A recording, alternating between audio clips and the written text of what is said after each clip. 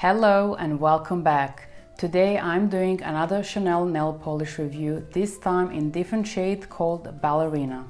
Even though I said I couldn't imagine myself buying another Chanel nail polish in my previous video, I just couldn't resist this beautiful pink nudie color. But before I begin, I would like to name a few positives about this nail polish. The packaging. This feels so luxurious and special for a nail polish.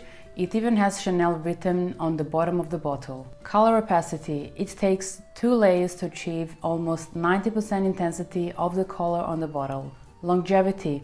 This truly is a long-wearing formula that lasts up to 7 days and sometimes up to 10 days. Before we jump to application, I wanted to bring your attention to this little picture here and give you some advice. Please do not shake the bottle.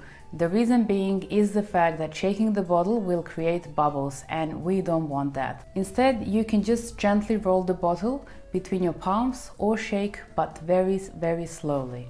This brush is very narrow, which I found really tricky to use. It always takes me a while to get used to it, and for that reason I would rather opt for Dior nail polish instead.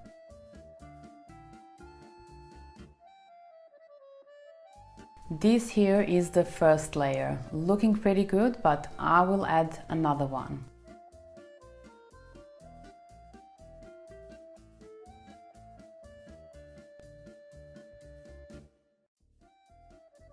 And here we have the second layer. I'm really happy with the outcome.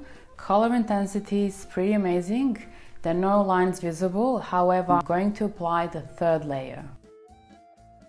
So this is how the third layer looks like. I found this color really complementing my skin tone. To put the inconvenient brush applicator aside, this overall is a high quality nail polish in gorgeous feminine nude pink color that goes well with anything.